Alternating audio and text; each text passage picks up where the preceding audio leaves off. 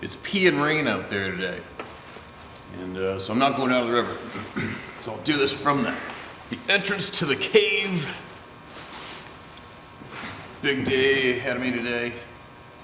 What am I doing today? I've got my barn door. All the pieces are cut perfect and stained and ready to be assembled together. So I'm going to put my first barn door, I'm going to put that together, which is very exciting for us. And as well, I have one more wall on the west side of the barn I can complete today with stained siding. I'm going to do that. That's two of my tasks for today. Get some videos shared today. We have a whole bunch of people coming over to eat some turkey tonight. It's a Canadian Thanksgiving weekend, I believe. What else? And then same today, I'll pack this quad, and all my gear into my truck, and then I think I'll probably be up at 4:30 in the morning to head on a 2-hour, almost 3-hour total logging road trek to go help some people find and harvest their Roosevelt elk tag, which for me and a couple of my friends I'm going to go with is pretty exciting. It's exciting just to go find the things and look at them. So I'm going to be doing a lot of videoing on the mountain tomorrow, rain or shine. So, I haven't even a clue what's getting read today. I never do. I never do have a clue what's getting shared until we share it here.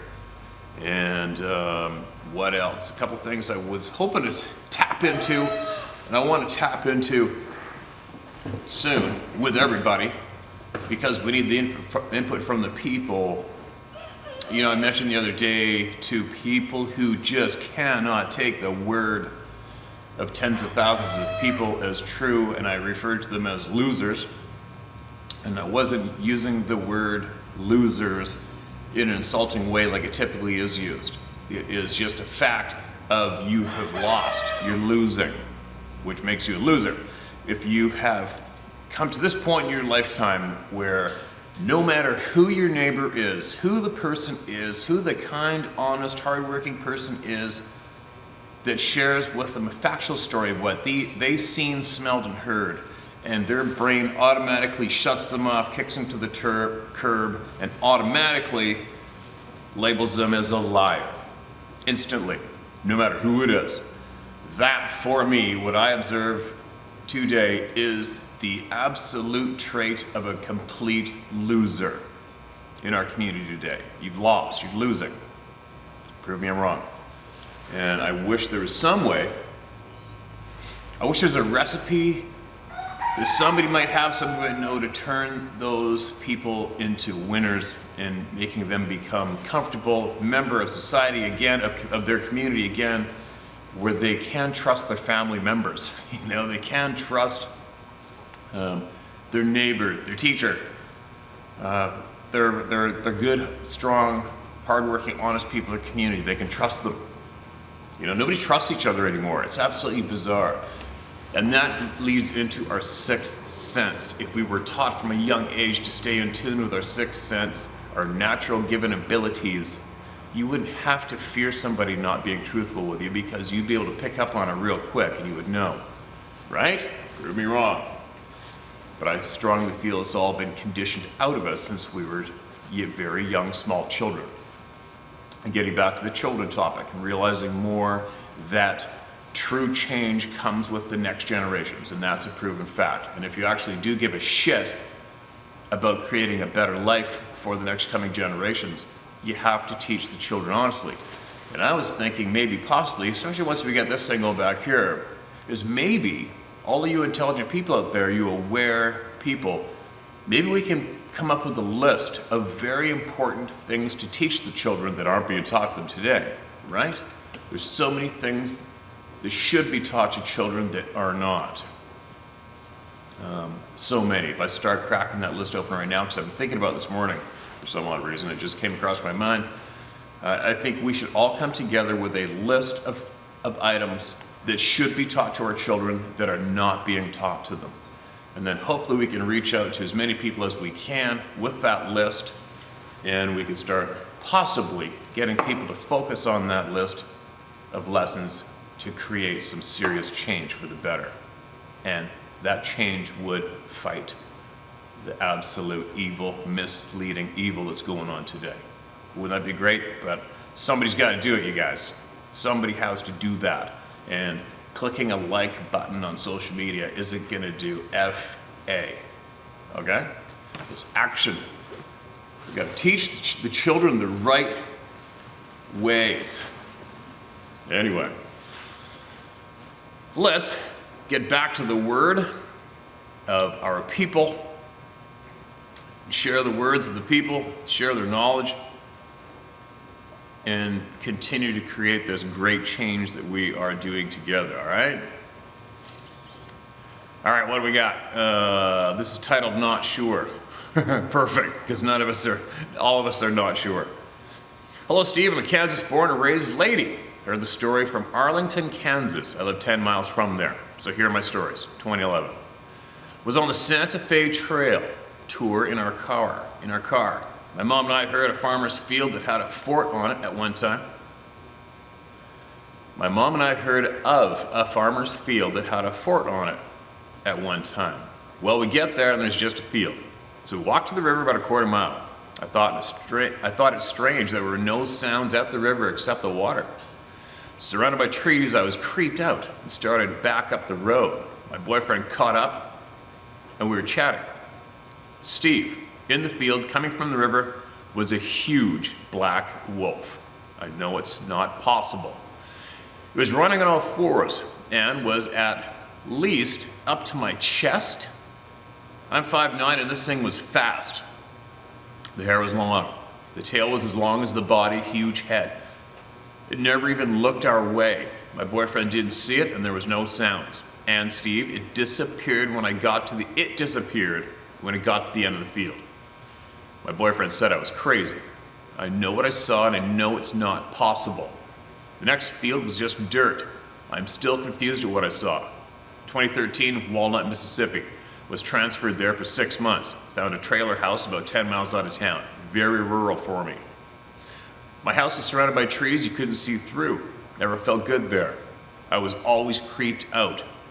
So I started walking. Every day I walked. 2 months in, I was walking up my usual path of road, and there was something paralleling me, but it's impossible to see. The woods are so black. Then the stick started falling a few feet in front of me. That never happened before. I never heard anything but the footsteps. But how is that possible with all the trees, I thought to myself. Then one of the sticks started moving. Oh my God. It looked like just a stick, but was moving. I think it was a snake, but I didn't care. I turned around and walked home. Never heard the walking in the woods on my way back, but I swear it lived behind my house. Thank you for letting me tell my story, Christina Roberts. Christina, thanks for that email. You're not the first person to share with everybody about the huge wolf. The sticks, I don't know what to say about that. You know as well as I do, after you listening to everybody here, that the footsteps have been dozens and dozens of times the footstep thing going on, paralleling us in the woods. It's a shitty deal. But the big black wolf up to your chest, I have had so many people email in a large canine, a large wolf, like huge. Had a guy emailed in, I don't think I've even shared the email yet. A guy emailed in from northwestern BC of seeing one of those things basically just calmly walking right across in front of his vehicle, and the back was over the hood of his vehicle. Same thing, monstrous sized wolf. Said it didn't even look at him, just carried on. And that's some alarming shit. All right, you get a pack of those things, what could they do? Not assuming that everything is evil and out to get us, but we as simple human beings, we have to know what's going on out there, man, so we can somewhat deal with it. But I have no explanations for the large wolf sightings myself. I've heard of them dozens of times.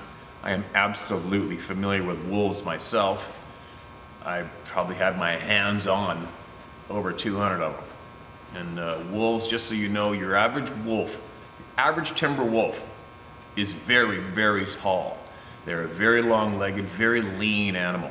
And your average wolf is around 80, we'll even call it 70, probably even 60. We'll say 70 to 85 pounds. That's your average mature timber wolf weight.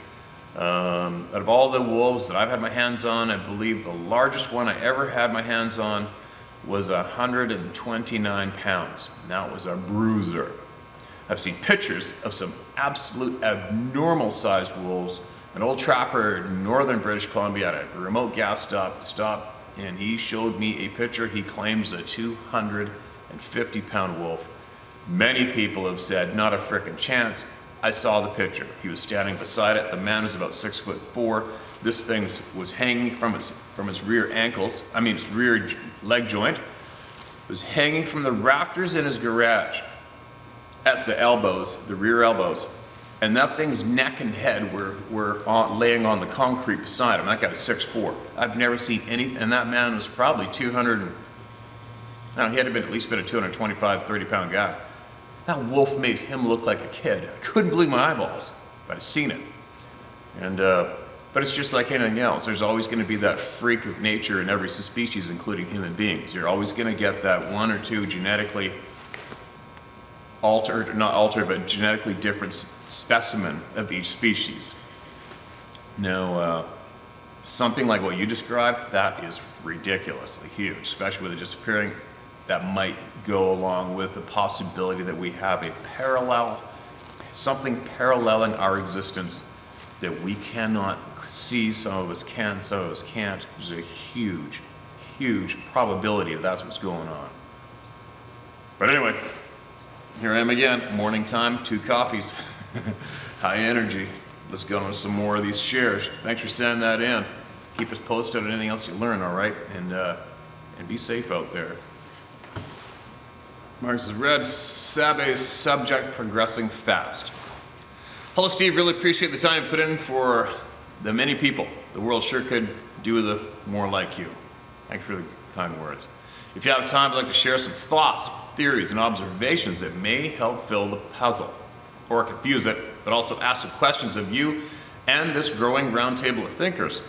The topic sure has come a long way in a short period thanks to the people like you, Steve. So what may we discover next? I recently heard yet another report from North America in which a witness described hearing the creature say, Yahoo!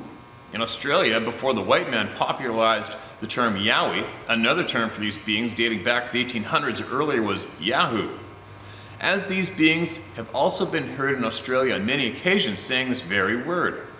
This may start to lead to huge implications if these beings actually share the same language across the globe, unlike human language that changes from land to land, i.e., could this be a form of confirmation that these beings were indeed here as one culture, one language before our landmass separated?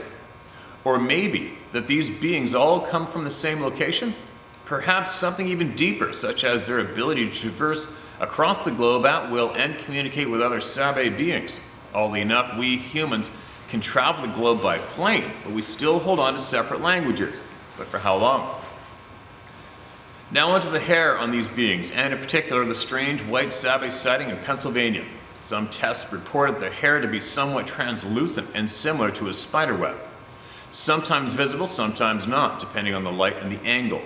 I would theorize that their hair, whether it be black, brown, orange, red, or even blonde, is intentionally designed to be best suited to the timber or environment around them. But who honestly knows? Perhaps amongst much phenomena, they could also change hair color and bend light spectrums at will. In Australia, there is a diverse mixture of red and white bark eucalyptus trees, as well as black woods. So naturally, like North America, there are sightings with an assortment of hair colors. So back to the white Sabe. Was it a hoax, or was it snow season in Pennsylvania at the time? How come you never see a white one in a dark forest? Please share your thoughts. On the subject of telepathy, not having had an experience myself, who am I to judge? I do often wonder, though, if this is actually some voice deeply embedded in our DNA speaking to us, or actually these beings. If all Sabe have these telepathic abilities, I wonder why we would hear tree knocks, whistles, and gibberish. Wouldn't they just communicate with each other telepathically? I also have a hard time believing these creatures just want to be left alone. Just like us or any life form, the greater the intelligence, the greater the curiosity. Humans are usually bunkered down at night, and therefore they often come to us and our campsite or home on their terms. They would not do this if they wanted to be left alone. During the day, however, humans are on the move, and an encounter is often us impeding or catching them off guard. Therefore, generally, a sighting during the day is of them fleeing. As a hunter/fisher, I also don't buy into the daytime is ours, nighttime is theirs train of thought. I go where I want, when I want, according to my prey, and how it reacts to the moon phase, barometer, weather, etc. To reiterate your message, Steve, we were born here, not our choice. It's our environment too. And to add to that, we are not born with fear either. Instead of teaching us the possibilities of bending objects with nothing but the mind, we are programmed to fear the very environment we are designed intentionally to survive and flourish. I'll wrap it up on this thought, Steve. I understand your bewilderment when it comes to people having a .30 caliber rifle or bigger and not wanting to shoot, thinking it'll do nothing. I appreciate that sheer size of these beings command respect. What we all must also appreciate, though, is while physically we are much smaller, and knowing the crazy power these beings have demonstrated, it begs the question, why don't they just grab us and crush us at any given opportunity? Why not? There has got to be something about us that literally scares the shit out of these beings. Probably explains why some people experience a rotten smell or strong sulfuric urine smell. LOL. Perhaps they know something about our capabilities that we have long forgotten. Perhaps they just don't know what technology we are going to point at them next. I'll leave it there for now. Thanks for your time, Steve, and take care, everyone. Scott. All right, Scott, thanks for sending that in. Gets the wheels turning, opens up a lot of discussion, right? Where do we start to address that one? Hair color, and location. I haven't put that much thought into the hair color location of these beings myself. Why? Because for me personally, and I can't dictate this as fact because it's still there's a few pieces missing to my puzzle. One incident that stands out to my mind and really took me back and made me think about it way back when I first heard it was when some guys in northeastern British Columbia during the middle of winter, -40, -30s, they were stuck up on I think it was either a drilling platform in the oil field on a lease. So a lease is like a big square cutout where all the timber's gone, they pile it in gravel. They got the well in the middle of that thing, and it's typically in the middle of nowhere. And these guys were working, it was dark, it was nighttime, and these two guys climbed up the tower. I'm pretty sure it's one of those towers with the flames burning off of it, actually. And you can see those for literally miles all over northern British Columbia, Alberta, even into the Northwest Territories, all the oil field construction, all the oil field leases. And you can see those things, big Roman Canada way off in the distance. If you drive the Alaska Highway at nighttime, once you get past Fort St. John, you'll see these things in the distance burning all over the place. It's nothing new, is what I'm getting at. And they said this 9 to 10 foot tall creature came out of the timber and was staring at them, lit up by the lights on the lease. And these guys obviously shit themselves, climbed up the tower to get to safety, and they were stuck up there for hours. And this thing kept on walking all the way around the lease, just staring up at them. And they would squat down and sit there and stare up at them. And from the description of that, I was thinking, that thing was absolutely amazed. It had never even seen that. It probably, from what I felt, what I thought initially was, that thing had never even seen something like that ever before and was absolutely amazed, taken back, curious, couldn't not sit there and look up and stare at that flame shooting out of the top of that tower and those two humanoid things sitting there looking back at it, scared shitless. And when I was pipelining, working on the pipeline up there during the winter, I remember the welder I was working with, he was there. He was up there when that went down, and he said there was a huge buzz. He said all the news, a whole bunch of news crews were up there, including the National Enquirer, went all the way up there, right, to report on this and get the scoop. And he said he remembers vividly that when that went down, and it was not just a story.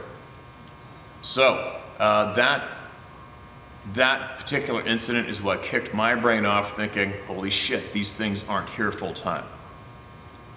That's what I thought. That's where I'm leaning. I'm leaning towards these things aren't here full time, and I have ever since that particular experience that I heard of, right?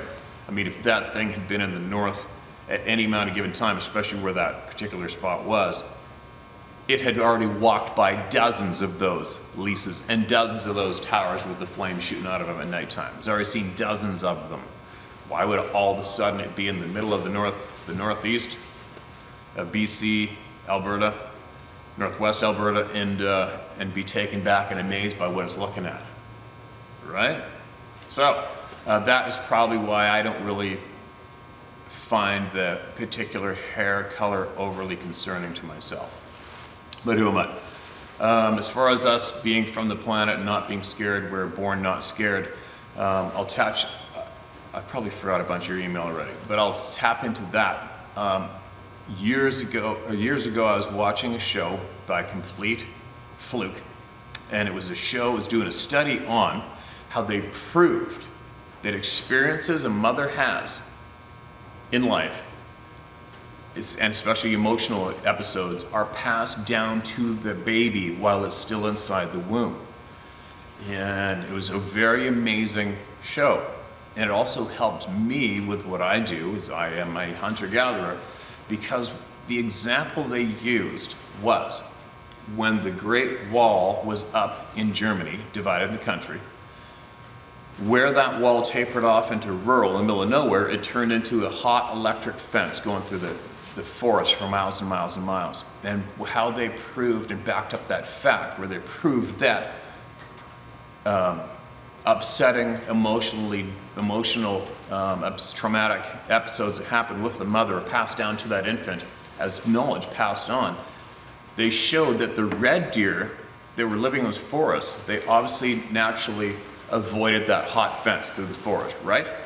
And I believe it was 2, 3, maybe even 4 generations of deer that were born after that wall had been taken down still avoided where the big, huge wall, the electric fence was. They still avoided it. 2, 3, 4 generations later, it's passed on down. So, I believe that we are born scared naturally for reasons, for survival, right? And everything too is children, humans, we are naturally scared of spiders, a lot of us. Naturally scared of snakes, a lot of us, right? I think that's a built-in survival fear that's naturally put into us. So I do believe that we naturally are born with fear, myself, because if we weren't, we possibly wouldn't be existing as a species too long, right? But anyway, interesting. I'm sure everybody else. I gotta get on and make more shares. I could probably talk on and on and on about with your email for sure, and I'm sure your email has everybody thinking and discussing and looking at possibilities, which is what we're trying to get done here, right? Thanks for signing in, man. And we're gonna get some real good discussions going back here when this room's done as well. We'll crack that open and more soon. What do we got? All right, Australian Yowies.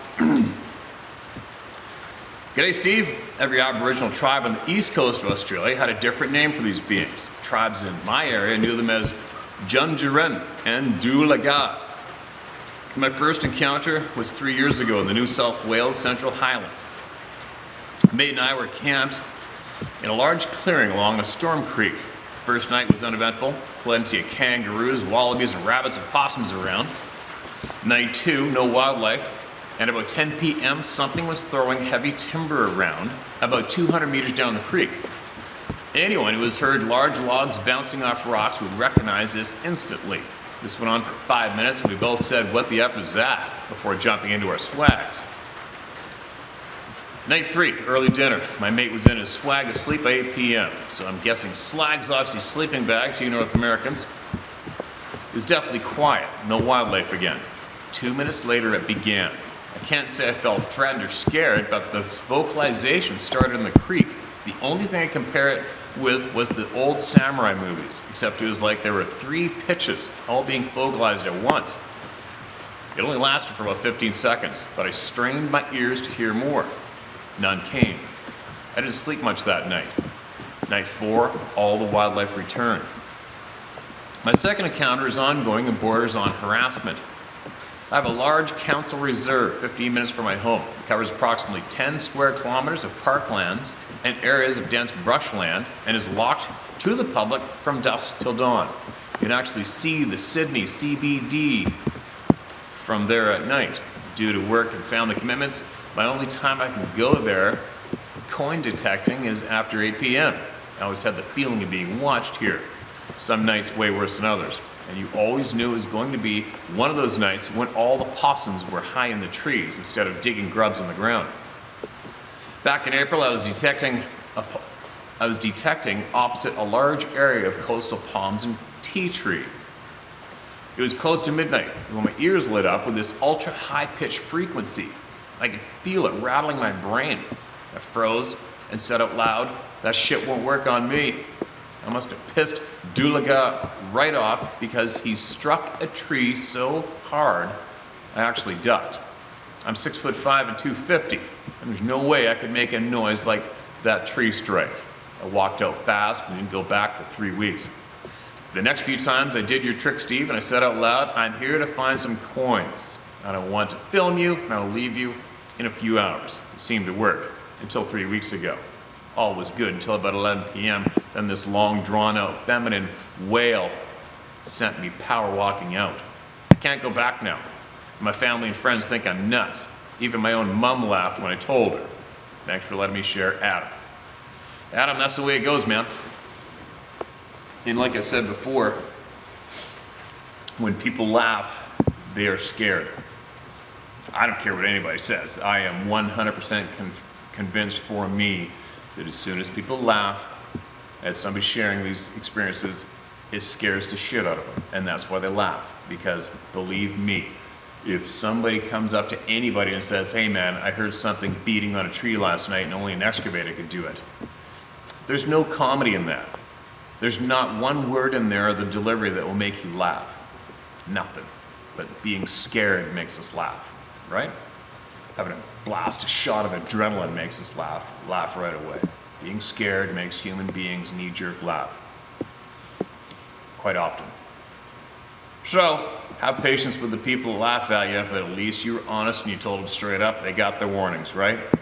I had a handful of people laugh at me one time. We were drifting down the river in my drift boats, drift fishing for steelhead on the San Juan River, remote, which dumps into Port Renfrew, west coast of Vancouver Island, where there are still lots of sightings today. And I brought the topic up. All three guys were laughing at me and making jokes about it the whole way down. And it's wintertime, so it gets dark early. By the time we got to the end of the drift, we had to walk from the edge of the river through that dense canopy of huge cedars, so it's basically pitch black. We had to walk all the way out to the main logging road where my pickup truck was parked. And I don't know, it probably would have been about maybe 100 yards. Okay, 100 yards to walk to get to the truck. And there was, at the edge of the river was a root ball, a tree, a log with its roots on it, laying on the side of the river. So I said, "Okay, smart asses, tell you what, you guys think it's a big joke? This is what we're gonna do," because it was really getting dark. I go, "I got a pen and paper, let's all, you gotta write your name on a piece of paper, stick it on the root ball. We're gonna go to the truck, and each one of you has to take a turn to walk all the way back here in the dark by yourself, get your name tag, and walk back to the truck." All three of them went, "Not a chance." Right? All three of those big tough guys who laughed at me and this subject were shitting themselves and would not walk 100 yards in the dark by themselves to go get their name on a piece of paper off that root ball back to the truck. Why not? Something gonna get you? Something that doesn't exist running around in the forest that's laughable, right? And that just showed me that all three of them, the topic made them feel very secure.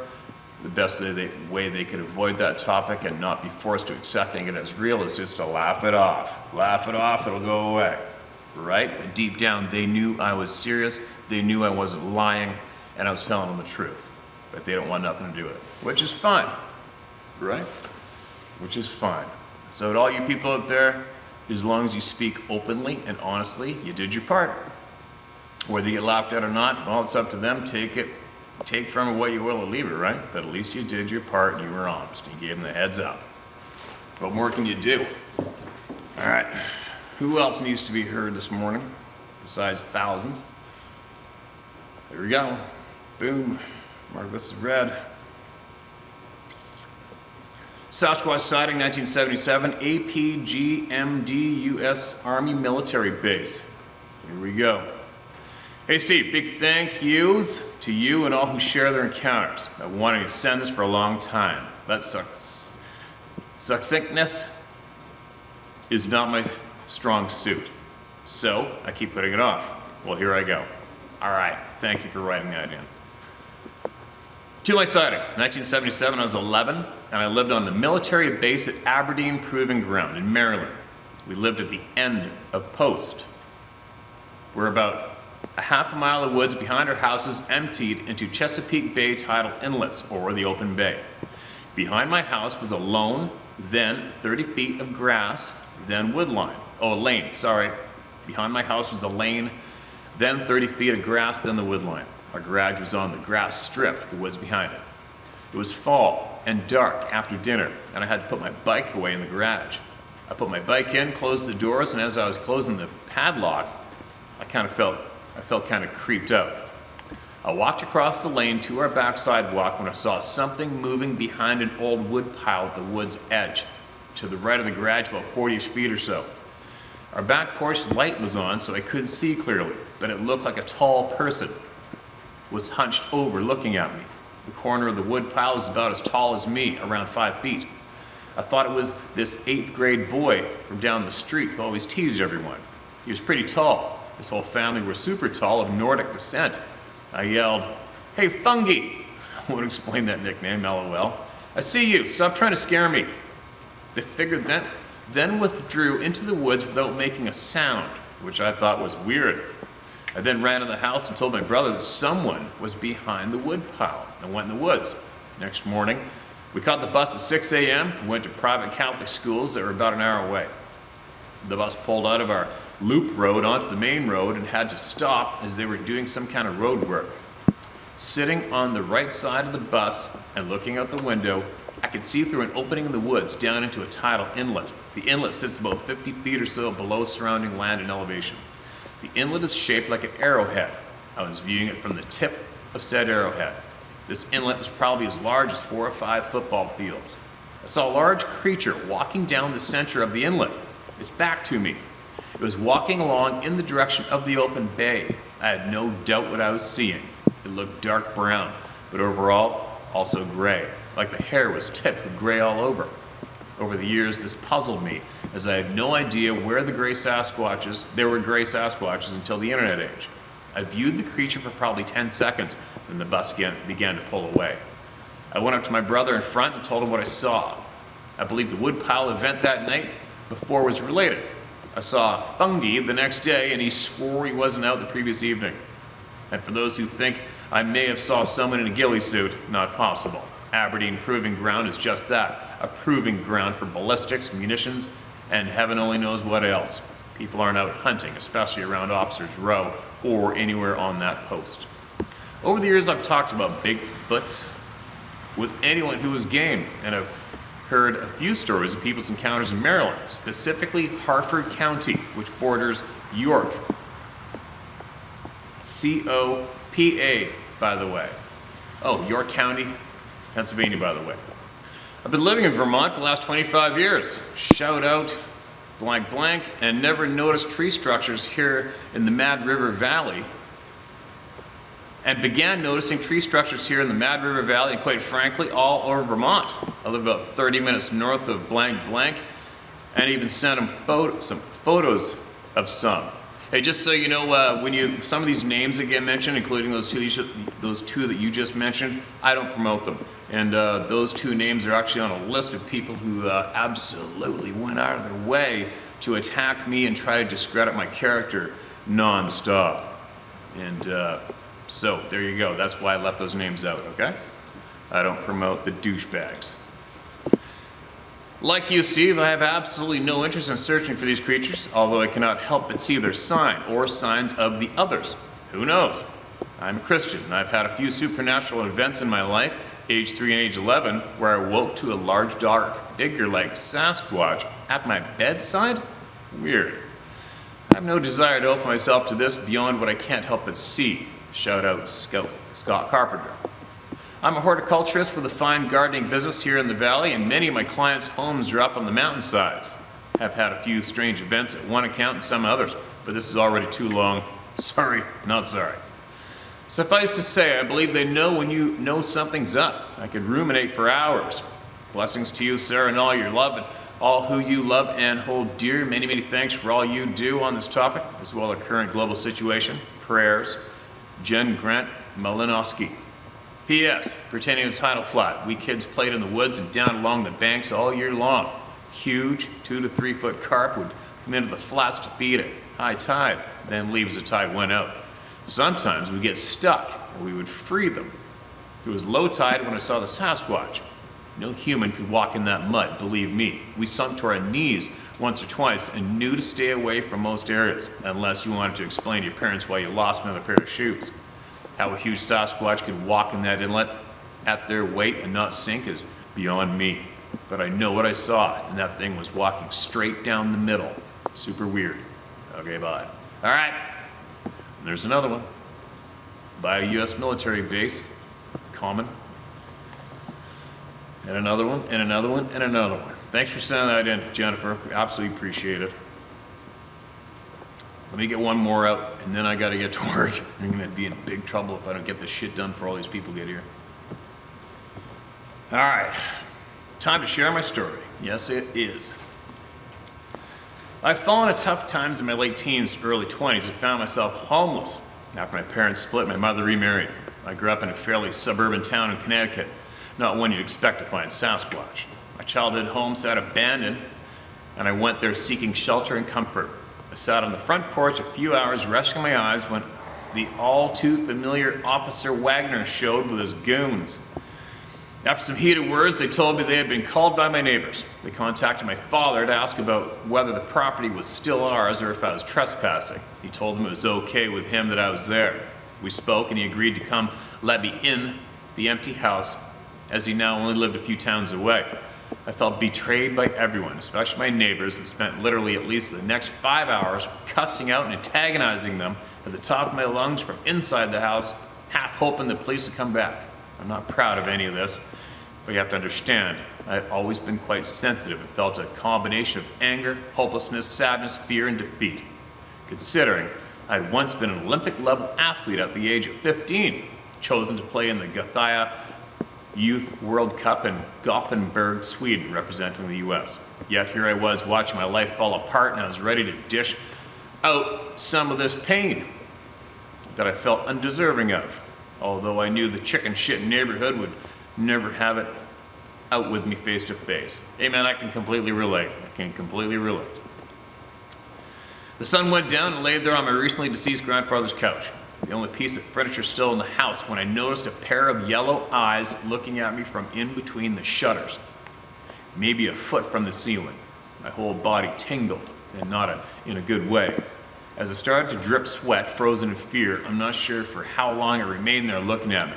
I didn't move until I fell asleep. And when I woke in the morning, I went out to the side of the house where I saw the thing and realized that whatever it was had to be at least 8 to 9 feet tall.